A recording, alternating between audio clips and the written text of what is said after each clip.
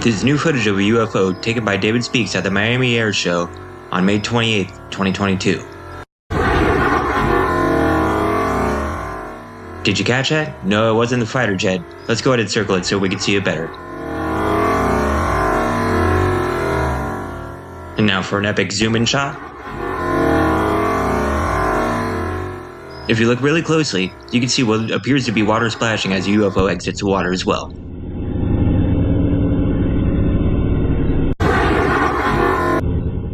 Like and subscribe.